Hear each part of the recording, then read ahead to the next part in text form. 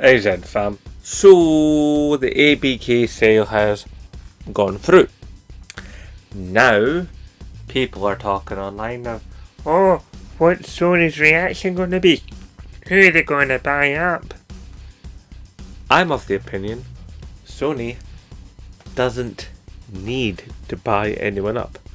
They could buy other people up, but they don't need to. Why, you ask? It's quite simple, ladies and gentlemen of the Zen fam. The reason Sony doesn't need to buy developers is they're doing quite nicely. Think of it this way, right? Why have Microsoft bought studios? They bought studios because they can't get enough games out. And they think if they buy up studios, that those studios will make games, and those games will fall under the Microsoft umbrella and make the Xbox Series consoles more successful. Now, yes, there's a logic behind that particular train of thinking, and I can see why they've done it. You know, it makes sense in that limited perspective. But you see, the problem is, the bigger you become, the more unwieldy your mass, the harder it is to move and be nimble. And if you've noticed anything over the last little while, there's been a lot of layoffs in the games industry. So gigantic mega companies will always look to save money. Any company will look to save money. So what you end up with is a situation where devs get let go and the games come out at a lesser rate. And companies get dissolved. Look at EA. How many times have we seen EA buy a game development company, then a year or two down the line, dissolve said company? We've seen this a lot, haven't we? Yes, we have. And EA are not alone in this regard. And now, Microsoft is doing some very similar stuff. And you see, what PlayStation has, and I'm going to sound like a Sony pony here, and I'm not. I think you guys have been around here enough to see me criticise Sony and know that I'm not a Sony fanboy. I like PlayStation a lot, they're my ride or die, but I can see their faults. But on this regard, Sony doesn't falter. They make really good games. Admittedly, not enough games, but they make really good games, especially single player experiences. Now yes, Sony are having more to do with multiplayer experiences, especially with the tenure of Jim Ryan, and Jim Ryan is obviously now going away, so will we continue to have this focus for an extension of multiplayer games? Who knows? But the fact of the matter is, when Sony make a game, it generally is good. I mean, Last of Us, Spider-Man, Mag, MotorStorm, you go through the generations, all the way back to the original PlayStation. At the time, pretty much any game that came out from Sony directly had a mark of quality about it. You might not have liked the art direction or the character design or something, but the fact of the matter was, at the time the game was made, that was it was top drawer. It was tippity top. Nice chef's kiss quality. Same is true now. In fact, even more so, I'd wager. I mean, look at like Ratchet and Clank. Look at Horizon Forbidden West. I mean, to a certain degree, even look at some of the games that have failed. I mean, what was that one? The one with the cars, the Car Battler. The one that was like wanted to be Destruction Derby but with neon. All-Star League or something, whatever it was called. Yeah, nobody really liked it, but the fact of the matter was, it worked well. It worked very well, and it was nice to look at. The driving was trash, yes, but it was nice to look at, and it did work well, and it was well put together. You could even see the same thing of Drive Club. You know, overly ambitious, but all in all, a well put together game. No much in the way of bugs. Generally liked by those. Solid fan base for it that was deeply into it. Yeah. Sony just goes ahead, it hunkers down, and it makes good quality games. Uncharted, good quality game. God of War series, good quality games. I mean, any way you want to cut it, that's just what PlayStation / Sony do. They go away and they make a series of really good games. Now, yeah, okay, they've made some trash ones, but by and large, they make good stuff. And that's what Microsoft needs to do. They need to settle down and just make some games. Instead of buying studios to make games for them. And then these studios, a lot of the ones they've bought, haven't got anything coming out for a couple of years. And then the fact of the matter is, Microsoft spent all this money to buy all these studios, some of the biggest gaming properties on the planet, and then they're letting people go for cost saving. Does anybody else not see a disconnect here? I mean, I feel like I'm taking crazy pills. If you have the money to buy these gigantic companies, then surely the smart thing to do at a games company is to invest that into really awesome games. Make some games that make Sony fanboys go, oh my god, that's what they're doing on Xbox? That's what Microsoft need to do. They need to make really incredible games. Where's their Fable? Where is it?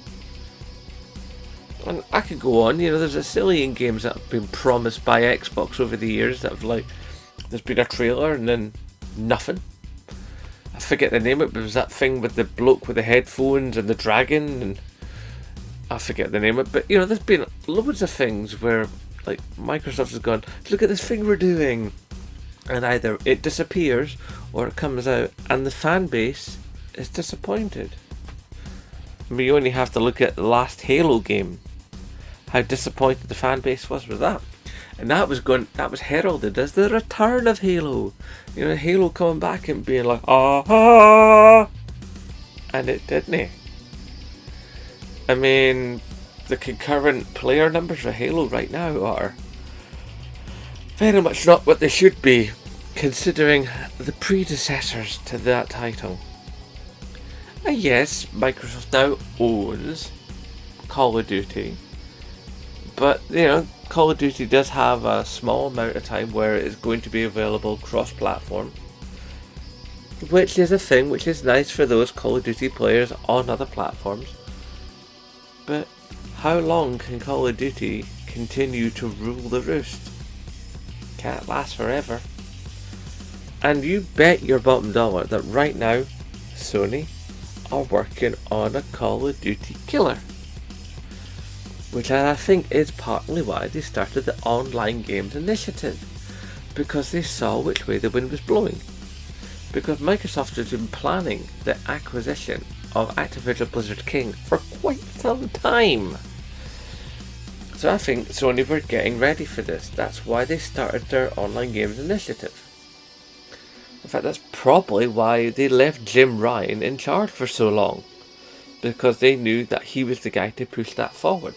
Because Jim Ryan, as I've said in videos before, is a numbers guy. He's a business guy. Now, he may have played a video game or two, but he's not really much of a gamer that in perception. I mean, I don't know him personally. Of course I don't know him personally. But the perception has always been of Jim Ryan is that he's not one of us. We perceived Sean Layden to be one of us. We presumed Andrew House to be one of us. We presumed Jack Tretton to be one of us. We even perceived Kevin Butler to be really one of us, even though he was a fake comedy executive. But we never really embraced Jim Ryan. And Jim Ryan did say some very bonehead things in during the course of his tenure at PlayStation. But Jim Ryan was there from the beginning. He was there before the PlayStation actually launched. So you have to give some dues to the guy, but that's as far as it goes. But that's what PlayStation do different to Xbox. It's not about the money they spend. They can't. Sony is nowhere near as large a company as Microsoft is. And then even with all that, Microsoft have said, or at least I think it was Phil Spencer said, they're like, if they can't make Xbox work this generation, that's it. Game over. Then what happens? All those studios have been bought up. What happens to them? Do they then all become like worthless and their stock value crashes? And then even more game developers are out on the street? Then there's a mad scramble and of Sony and Nintendo to buy what's left, and then EA and stuff. You know, any of the large devs left that will buy up bits and pieces, and it'll be like when Telltale Games went away and stuff, and it's gonna be Tencent will come through and go rah, you know. It's maddening. So yeah, you can be happy that the ABK deal is done if you're a Microsoft guy. And you can be angry that it's been done if you're a PlayStation guy. I personally, I have a hard time liking or disliking the situation. I don't not care. But I don't know what to feel, because although it hopefully means that Microsoft can actually get some games out and Xbox gamers can get something to actually play, it is also cutting out a large section of players, and it doesn't actually mean that Xbox is going to do anything with those studios. It almost feels like they're owning them just for owning them sake. And on a side note, if there was any studio that I'd like to see brought into the PlayStation family, not bought out, but brought into the PlayStation family, so then they could help them make more games and make more games for everybody, not just PlayStation, but for Xbox and Nintendo and PC, but bring some of the flair of PlayStation, bring some of the technical know-how, then I'd like to see them buy up Ubisoft. Because as much as I love Ubisoft games, Ubisoft have got some big problems at their upper management. They've got some issues, to say the very least, when it comes to how they deal with human resources. And they've got a big problem when it comes to overusing the same idea again and again and again. So I think Sony's creativity and Ubisoft's art direction and properties together in one go, a cross-platform manner, could make some serious money for Sony, make some serious money for Ubisoft. Ubisoft could dig itself out of its creative hole, and it could make really awesome stuff again, and it could make a few things that are just for PlayStation. They've done it in the past. Eagle Flight, and there's been some really good stuff on original PlayStation VR from Ubisoft, and I'd like to imagine that there could be some equally, if not better, even better stuff on PSVR 2 from Ubisoft, because Ubisoft seems to really know what they're doing in the VR space thus far. So, am I worried about the ABK deal going through?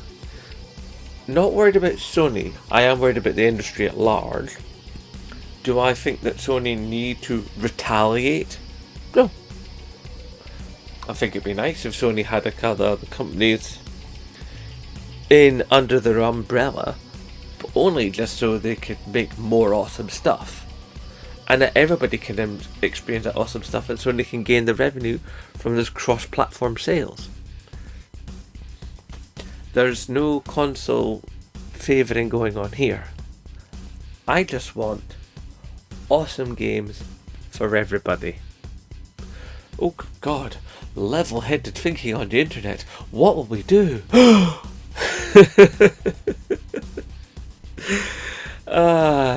Anyway, hashtag support Scottish YouTubers, and of course, as always, they bother.